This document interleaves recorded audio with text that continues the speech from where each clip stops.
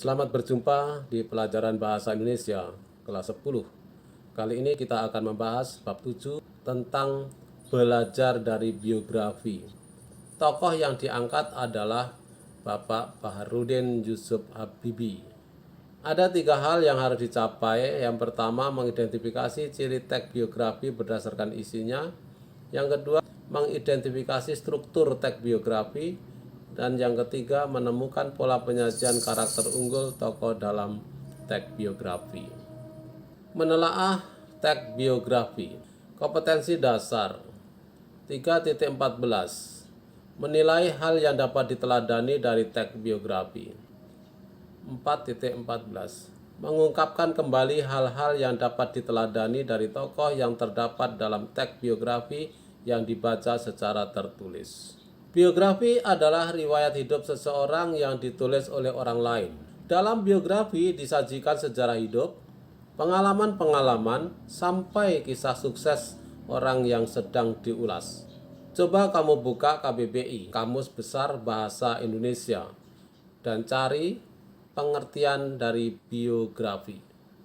Umumnya, biografi menampilkan tokoh-tokoh terkenal, orang sukses, atau orang yang telah berperan besar dalam suatu hal yang menyangkut kehidupan orang banyak. Membaca sebuah biografi akan memperkaya wawasan dan sebagai teladan agar dapat menjalani kehidupan dengan baik dan mengisi hidup dengan karya yang bermanfaat.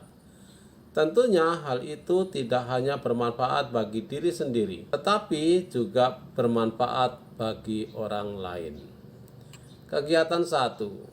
Mengidentifikasi ciri teks biografi berdasarkan isinya. Setelah mempelajari materi ini, kamu mampu 1. Mengidentifikasi ciri teks biografi berdasarkan isinya. 2. Mengidentifikasi struktur teks biografi. 3. Menemukan pola penyajian karakter unggul tokoh dalam teks biografi. Selanjutnya saya akan membacakan biografi Bapak B.J. Habibie. Akan dibantu oleh asisten Google. B.J. Habibie adalah salah seorang tokoh panutan dan menjadi kebanggaan bagi banyak orang di Indonesia. Beliau adalah Presiden ketiga Republik Indonesia. Nama dan gelar lengkapnya Prof. Dr. H.J. Dr. Saiful Baharudin Yusuf Habibie. Beliau dilahirkan di Parepare, Sulawesi Selatan pada tanggal 25 Juni 1936. Beliau merupakan anak keempat dari 8 bersaudara, pasangan Alwi Abdul Jalil Habibie dan R.A. Tuti Marini Puspowardoyo. Habibie menikah dengan Hasri Ainun Habibie pada tanggal 12 Mei 1962 dan dikaruniai 2 orang putra, yaitu Ilham Akbar dan Tarek Kemal. Habibie menjadi yatim sejak kematian bapaknya yang meninggal dunia pada 3 September 1950 karena terkena serangan jantung. Setelah ayahnya meninggal, ibunya menjual rumah dan kendaraannya, kemudian pindah ke Bandung bersama anak-anaknya. Ibunya membanting tulang membiayai kehidupan anak-anaknya. Masa kecil Habibie dilalui bersama saudara-saudaranya di Parepare, Sulawesi Selatan. Sifat tegas dan selalu memegang prinsip yang diyakini telah ditunjukkan Habibie sejak kanak-kanak. Habibie yang punya kegemaran menunggang kuda dan membaca ini dikenal sangat cerdas sejak masih duduk di bangku sekolah dasar. Habibie kemudian menuntut ilmu di Government Middlebury School. Di SMA, kecerdasan beliau dan prestasinya tampak menonjol, terutama dalam pelajaran-pelajaran eksak. Habibie menjadi sosok favorit di sekolahnya. Atas kecerdasannya, setelah tamat SMA di Bandung tahun 1954, beliau masuk ke ITB, Institut Teknologi Bandung. Namun, ia tidak menyelesaikan S1-nya di sana karena mendapatkan beasiswa dari Menteri Pendidikan dan Kebudayaan untuk melanjutkan kuliahnya di Jerman. Habibie terinspirasi pesan Bung Karno tentang pentingnya dirgantara dan penerbangan bagi Indonesia. Oleh karena itu, ia memilih jurusan teknik penerbangan dengan spesialis konstruksi pesawat terbang di Rijn-Westfalen Agent Technische Hochschule, RWTH. demi ibunya yang telah bersusah payah membiayai hidup dan pendidikannya. Habibie belajar dengan sungguh-sungguh, tekadnya harus jadi orang sukses. Pada saat kuliah di Jerman tahun 1955 di Aachen, 99% mahasiswa Indonesia yang belajar di sana diberi beasiswa penuh. Hanya beliaulah yang memiliki paspor hijau. Ketika musim liburan tiba, ia menggunakan waktunya untuk mengikuti ujian dan bekerja. Sehabis masa liburan, ia kembali fokus belajar. Gaya hidupnya ini sangat berbeda dibandingkan teman-temannya yang memilih menggunakan waktu libur musim panas untuk bekerja, mencari pengalaman tanpa mengikuti ujian. Tahun 1960, Habibie berhasil mendapat gelar Diploma Ing dari Technische Hochschule Jerman dengan predikat Cum laude atau sempurna. Nilai rata-rata 9,5. Dengan gelar insinyurnya itu, Habibie mendaftar diri untuk bekerja di firma Talbot, sebuah industri kereta api di Jerman. Pada saat itu, firma Talbot membutuhkan sebuah wagon yang bervolume besar untuk mengangkut barang-barang yang ringan tapi volumenya besar. Talbot membutuhkan 1.000 wagon. Mendapat tantangan seperti itu, Habibie mencoba mengaplikasikan cara-cara konstruksi membuat sayap pesawat terbang.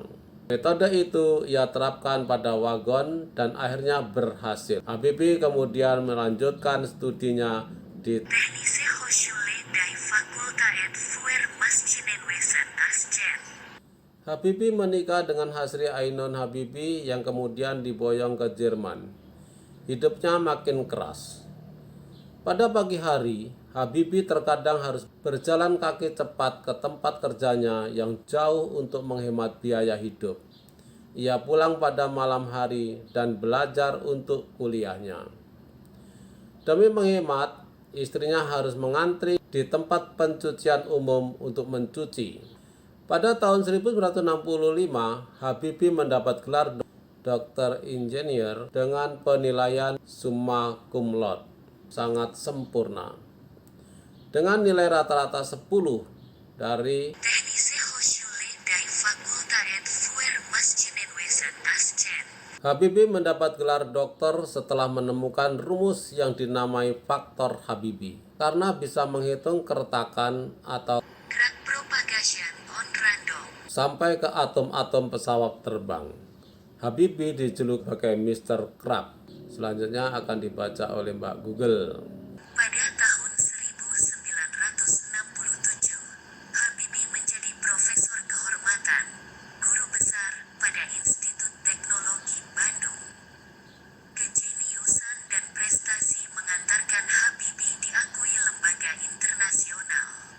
Di antaranya Gesellschaft für Luft- und Raumfahrt, Lembaga Penerbangan dan Angkasa Luar, Jerman, The Royal Aeronautical Society London, Inggris, The Royal Swedish Academy of Engineering Sciences, Swedia, The Académie Nationale de l'Air et de l'Espace, Perancis, dan The US Academy of Engineering, Amerika Serikat.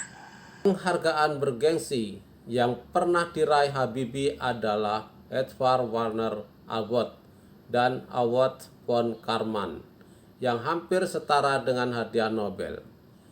Di dalam negeri, Habibie mendapat penghargaan tertinggi di Institut Teknologi Bandung, ITB, Ganesha Praja Manggala Bhakti Kencana.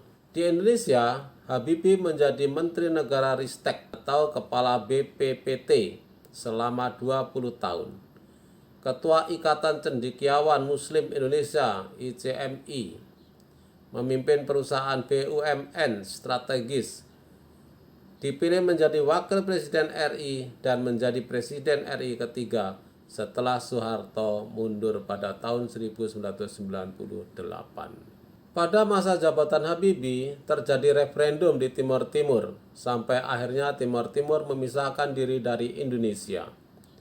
Dalam masa jabatannya yang singkat, B.J. Habibie telah meletakkan dasar bagi kehidupan demokrasi dan persatuan wilayah di Indonesia dengan disahkannya Undang-Undang tentang Otonomi Daerah dan Undang-Undang tentang Partai Politik, Undang-Undang tentang Pemilu, dan Undang-Undang tentang Susunan Kedudukan DPR dan MPR.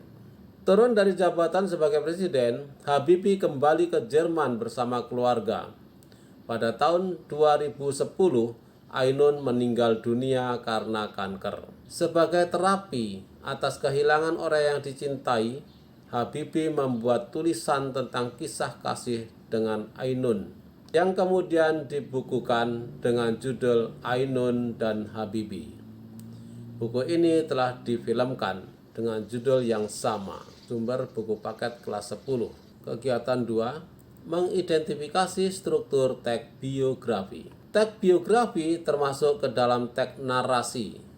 Oleh karena itu, struktur teks biografi juga sama dengan teks cerita ulang lainnya seperti cerpen dan hikayat, yaitu orientasi, kejadian penting, dan reorientasi. Orientasi atau setting berisi informasi mengenai latar belakang kisah atau peristiwa yang akan diceritakan selanjutnya untuk membantu pendengar atau pembaca. Informasi yang dimaksud berkenaan dengan ikhwal siapa, kapan, di mana, dan bagaimana.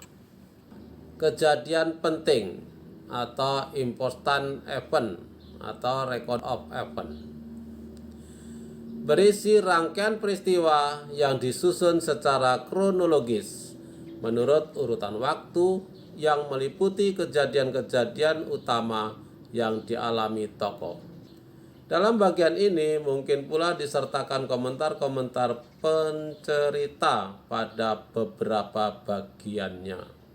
Reorientasi berisi komentar evaluatif atau pernyataan simpulan mengenai rangkaian peristiwa yang telah diceritakan sebelumnya. Bagian ini sifatnya opsional yang mungkin ada atau tidak ada di dalam teks biografi. Kegiatan 3. Menemukan pola penyajian karakter unggul tokoh dalam biografi. Setelah kamu memahami struktur teks biografi, hal yang juga menarik untuk dipelajari adalah berbagai pola penyajiannya. Pola penyajian teks biografi dapat dilihat dari alurnya, sudut pandang penceritaannya, gaya penceritaannya, dan fokus penceritaannya. Kamu juga bisa mencoba menganalisis pola penyajian teks naratif dari sudut pandang yang lain, misalnya dari segi penggunaan bahasanya. Silakan buka buku paket kamu halaman 221 sampai dengan 224. Membandingkan pola penyajian B.J. Habibie, George Saa, dan Ardian Syaf. Kita akan membahas satu persatu tentang pola penyajiannya, alur cerita, sudut pandang, gaya penulisan, dan fokus penceritaan. Alur cerita, baik B.J. Habibie, George Saa, dan Ardian Syaf pada dasarnya sama menggunakan alur maju, sudut pandang. Ketiga biografi tersebut menggunakan sudut pandang orang ketiga serba tahu. Gaya penulisan biografi B.J. Habibie, deskriptif, naratif, sedikit berbeda dengan George Saa dan Ardian Syaf, yaitu deskriptif naratif dikombinasikan dengan dialog. Fokus penceritaan. B.J. Habibie dan George Saa berimbang antara kisah asal-usul keluarganya, pendidikan, upayanya menggapai cita-cita, serta keberhasilan kariernya. Sedangkan Ardian Syaf hanya berfokus pada pekerjaan dan keberhasilan karirnya. Berdasarkan hasil analisis di atas dapat disimpulkan hal-hal berikut. 1. Alur biografi berjalan maju dari peristiwa masa lalu ke masa kini. 2. Menggunakan sudut pandang orang ketiga serba tahu. 3. Gaya penceritaan dilakukan dengan cara deskriptif naratif atau gabungan antara deskriptif, naratif, dan dialog. 4. Menceritakan identitas pribadi, asal-usul keluarga, pendidikan, perjalanan menggapai karier, dan prestasi yang berhasil diraih. Pembelajaran kali ini cukup sampai di sini. Pembelajaran minggu depan, B. Mengungkapkan kembali keteladanan dalam teks biografi. 1. Menuliskan kepribadian unggul yang dapat diteladani dari tokoh biografi. 2. Menjelaskan secara singkat cara meneladani karakter unggul dari tokoh dalam biografi dengan menggunakan teks eksposisi. Terima kasih, sampai jumpa minggu depan.